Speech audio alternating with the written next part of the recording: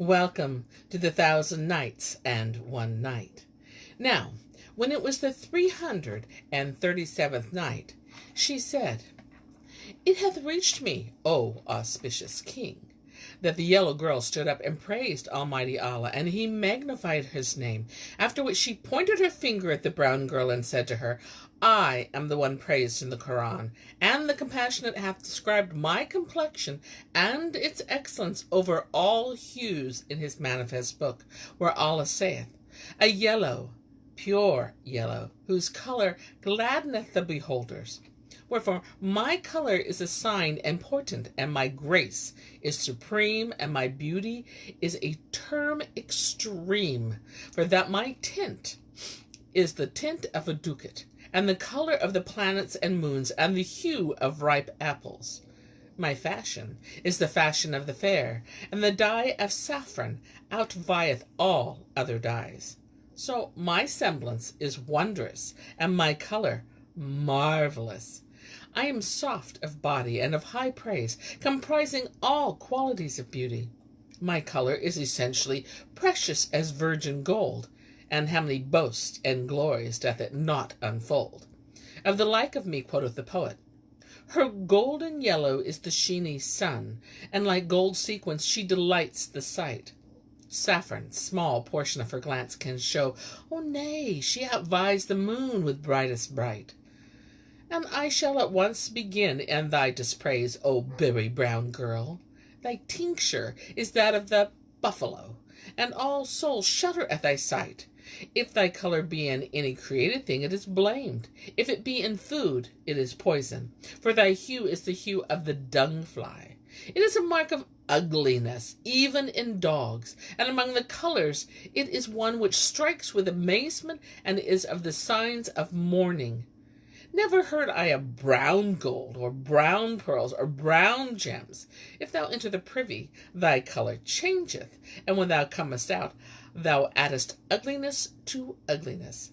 Thou art a nondescript, neither black that thou mayest be recognized, nor white that thou mayest be described. And in thee there is no good quality, even as saith the poet. The hue of dusty motes is hers, that dull brown hue of hers. It's mouldy like the dust and mud by Cosette's foot upthrown. I never look upon her brow, e'en for eye-twinkling space, but in brown study fall I, and my thoughts take browner tone. Quoth her master, sit thee down, this much sufficeth. So she sat her down, and he signed to the brunette. Now, she was a model of beauty and loveliness and symmetry and perfect grace, soft of skin, slim of shape, and stature rare, and her coal-black hair, with cheeks rosy pink, eyes black, rimmed by nature's hand, face fair, and eloquent tongue, moreover slender-waisted and heavy-hipped. So she rose and said, Praise be Allah, who hath created me, neither leper white, nor bile yellow, nor charcoal black, but hath made my color to be beloved of men of wit and wisdom. For all the poets extol berry brown maids in every tongue, and exalt color over all colors. To brown of hue they say, Praise is due, and Allah bless them who singeth. And in brunettes is mystery. Couldst thou but read it right, thy sight would never dwell on others, be they red or white. Free-flowing conversation, amorous coquettishness, would teach Harut himself a mightier spell of magic might. And saith another, Give me brunettes so limber, lissom, lithe of sway, brunettes tall, slender, straight, like Samhar's nut-brown lance, languid of eyelids, and with silky down on either cheek, who fixed in lover's heart work to his life mischance. And yet another, now, by my life, brown hue hath point of comeliness, leaves whiteness nowhere, and high o'er the moon takes place. But an of whiteness ought it borrowed self to deck, 'twould change its grace, and would pale for its disgrace. Not with his must, I'm drunken, but his locks of musk are wine inebriating all of human race. His charms are jealous, each of each and all desire to be the down that creepeth up his lovely face. And again another. Why not incline me that show of silky down on cheeks of dark brunette like bamboo spring brown? When as high-ranking beauty poets sing, they say, brown ant-like specklet worn by Nenuphar and crown. And see I sundry lovers tear out others' eyne for the brown mole beneath that jetty pupil shone. Then why do censors blame me for only one mole?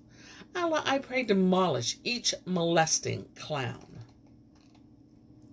My form is all grace, and my shape is built on heavy base. Kings desire my color, which all adore, rich and poor. I am pleasant, active, handsome, elegant, soft of skin, and prize for price. Eke I am perfect in seemly head and breeding and eloquence. My aspect is comely, and my tongue witty. My temper is bright, and my play a pretty sight. As for thee, thou art like unto a mallow growing about the lute cake, in sallow and streaked yellow, and made all of sulphur. Anoint thee, O copper worth of jaundiced sorrel, O rust of brass pot, O face of owl and gloom, and fruit of the hell tree Zacchum, whose bedfellow for heartbreak is buried in the tomb.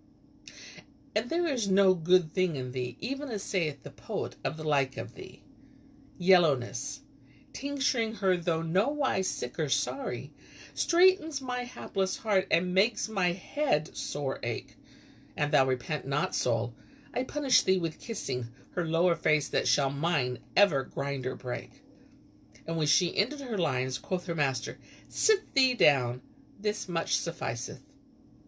And Shahrazad perceived the dawn of the day, and ceased saying her permitted say. Now, when it was the 338th night, she said, It hath reached me, O auspicious king, that when the yellow girl ended her recitation, quoth her master, Sit thee down, this much sufficeth. Then he made peace between them, and clad them all in sumptuous robes of honor, and handselled them with precious jewels of land and sea.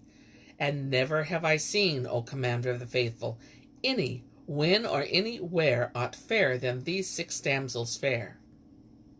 Now when Al-Mamun heard this story from Muhammad of Basra, he turned to him and said, O Muhammad, knowest thou the abiding place of these damsels and their master, and canst thou contrive to buy them of him for me?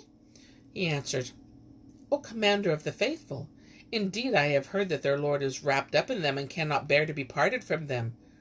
Rejoined the Caliph, Take thee 10,000 gold pieces for each girl, that is 60,000 for the whole purchase, and carry the coin to his house, and buy them of him.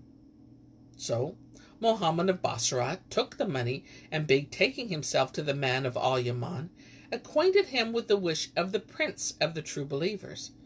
He consented to part with them at that price to pleasure the Caliph, and dispatched them to Al-Mamun, who assigned them an elegant abode, and therein used to sit with them as cup companions, marveling at their beauty and loveliness, at their varied colors, and at the excellence of their conversation. Thus matters stood for many a day.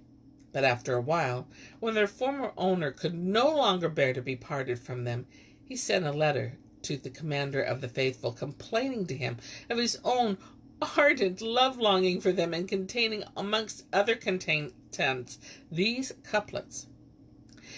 Capture me 6, all bright and youthful blee, then on all 6 be best salams from me.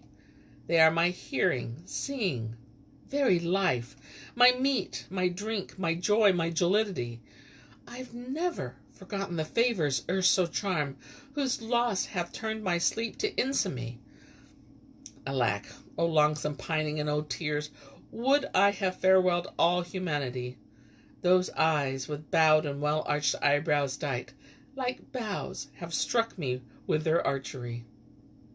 Now when the letter came to the hands of Al-Mamun, he robed these 6 damsels in rich raiment, and gave them 70,000 dinars, and sent them back to their lord, who joyed in them with exceeding joy.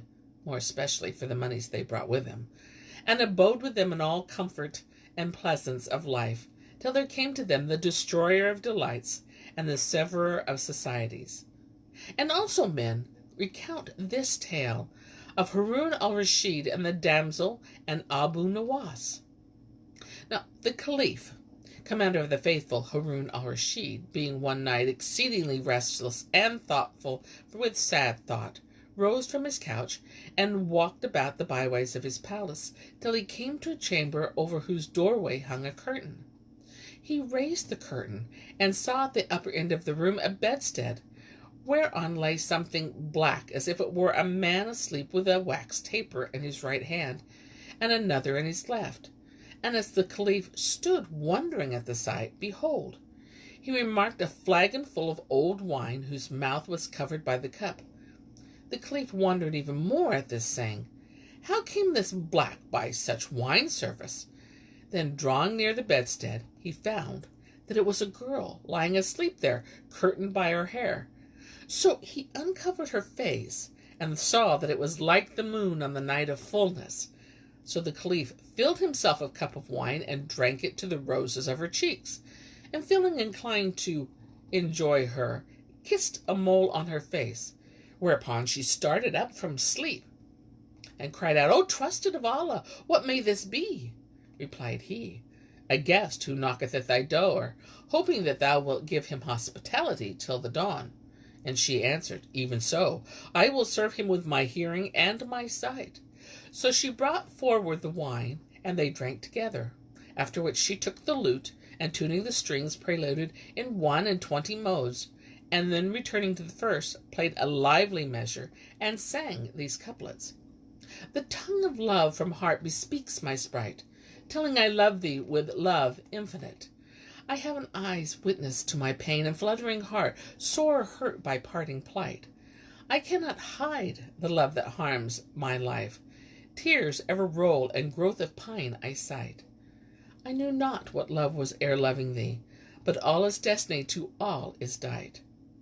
And when her verses were ended, she said, "O commander of the faithful, I have been wronged." And Shahrazad perceived the dawn of the day, and ceased to say her permitted say. Now, when it was the 339th night, she said, "It hath reached me, O auspicious king, that the damsel cried, 'O commander of the faithful, I have been wrong.' Quoth he, 'How so, and who hath wronged thee?' Quoth she, 'Thy son brought me a while ago for 10,000 dirhams, meaning to give me to thee. But thy wife, the daughter of thine uncle, sent him the said price, and bade me shut me up into this chamber.' Whereupon said the Caliph, 'Ask a boon of me.' And she said, 'I ask thee to lie with me tomorrow night.' Replied the Caliph, 'Inshallah,' and leaving her went away. Now as soon as it was morning, he repaired to his sitting room, and called for Abu Nowas, but found him not, and sent his chamberlain to ask after him. The chamberlain found him in a tavern, pawned and pledged for a score of 1,000 dirhams, which he had spent on a certain beardless youth, and questioned him of his case. So he told him what had betided him with the comely boy, and how he had spent upon him 1,000 silver pieces.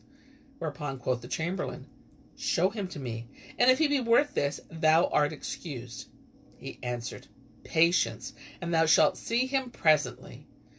And they were talking together. Up came the lad, clad in a white tunic, under which was another of red, and yet another of black. Now when Abu Nowas saw him, he sighed a loud sigh, and improvised these couplets. He showed himself in shirt of white, with eyes and eyelids languid dight. Quoth I, 'Dost pass and greet me not? Thou were thy greeting a delight. Blessed he who clothed in the rose thy cheeks, creates what wills he by his white.' Quoth he, 'Leave prate, for sure, my lord, of works is wondrous infinite. My garments, like my face and luck, all three are white on white on white.' When the beardless one heard these words, he doffed the white tunic, and appeared in the red. And when Abu Nowas saw him, he redoubled in expression of admiration, and repeated these couplets. He showed in garb an enemy red, a foeman friend entitled. Quoth I in marvel, Thou art full moon, whose weed shames rose, however red. Hath thy cheek stained it red, or hast dyed it in blood by lovers bled? Quoth he, Soul gave me this for shirt, when hasting down the west to bed. So garb and wine and hue of cheek, all three are red, on red, on red. And when the verses came to an end, the beardless one doffed the red tunic and stood in the black. And when Abu Nowa saw him, he redoubled in attention to him and versified in these couplets. He came in sable-hued sakur, and shone in dark men's heart to rack. Quoth I, Dost pass and greet me not? Joyful the hateful envious pack.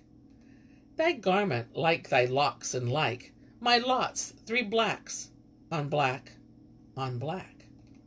Seeing the state of things and understanding the case of Abu Nowas and his love-longing, the chamberlain returned to the caliph and acquainted him therewith.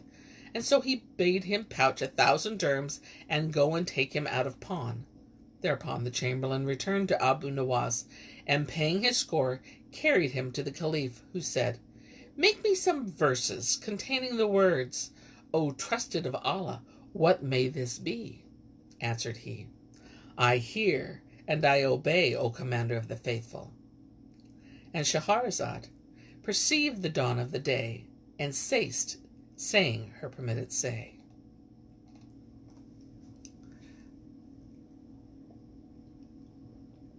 Now, when it was the 340th night, she said, It hath reached me, O auspicious king, that Abu Nowas answered, I hear and I obey, O commander of the faithful. And forthright he improvised these couplets. Long was my night for sleepless misery, weary of body and of thoughts nor free. I rose and in my palace walked a while, then wandered through the halls of Harami, till chanced I on a blackness which I found, a white girl hid in hair for napery. Here to her for a moon of brightest sheen, like willow wand and veiled impudency. I quaffed a cup to her, then drew I near, and kissed the beauty spot on the cheek had she. She woke a start, and her sleep's amaze, swayed as the swaying branch in rain we see, then rose and said to me, O trusted one of Allah, O Amin, what may this be? Quoth I guess that cometh to thy tents, and craves till morn thy hospitality. She answered, Gladly I my lord will grace, and honour such a guest with ear and eye. Cried the caliph, Allah strike thee dead! It is as if thou hadst been present with us. Then he took him by the hand and carried him to the damsel. When Abu Nowas saw her clad in a dress and veil of blue, he expressed abundant admiration and improvised these couplets. Say to the pretty one in veil of blue, By Allah, O my life, hath ruth o dole, for when the fair entreats her lover foul, sighs rend his bosom and bespeak his soul. By charms of thee and whitest cheek, I swear thee, pity a heart for love lost all control. Bend to him, but be the stay gainst stress of love, nor aught except what hath the ribald fold. Now, when he ended his verse, the damsel set wine before the caliph, and taking the lute, played a lively measure, and sang these couplets. Wilt thou be just to others in thy love, and do unright, and put me off, and take new friends in lieu? Had lovers Kazi unto whom I might complain, of thee he peradventure grant the due I sue. If thou forbid me past your door, yet I afar will stand, and viewing your waft, my salams to you. The caliph bade her play Abu Nowas with wine, till he lost his right senses. Thereupon he gave him a full cup, and he drank a draught of it, and held the cup in his hand, till he slept. Then the commander of the faithful bade the girl take the cup from his grasp, and hide it. So she took it, and set it between her thighs. Moreover, he drew his scimitar, and standing at the head of Abu Nowas, pricked him with the point.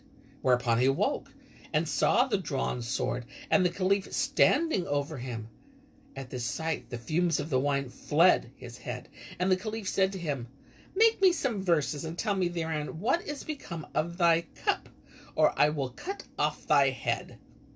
So he improvised these couplets. My tale indeed is tale and leaf. 'Twas yonder fawn who played the thief. She stole my cup of wine before the sips and sups had dealt relief, and hid in it a certain place, my heart's desire and longing grief.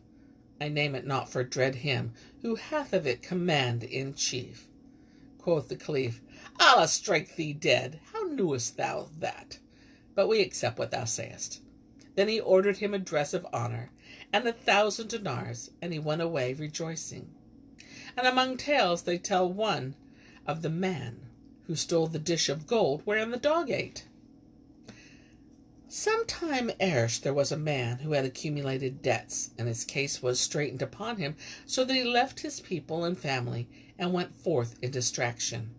And he ceased not wandering on at random, till he came after a time to a city tall of walls and firm of foundations.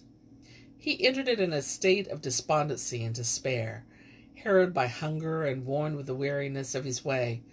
As he passed through one of the main gates, he saw a company of the great going along, so he followed them till he reached a house like a royal palace.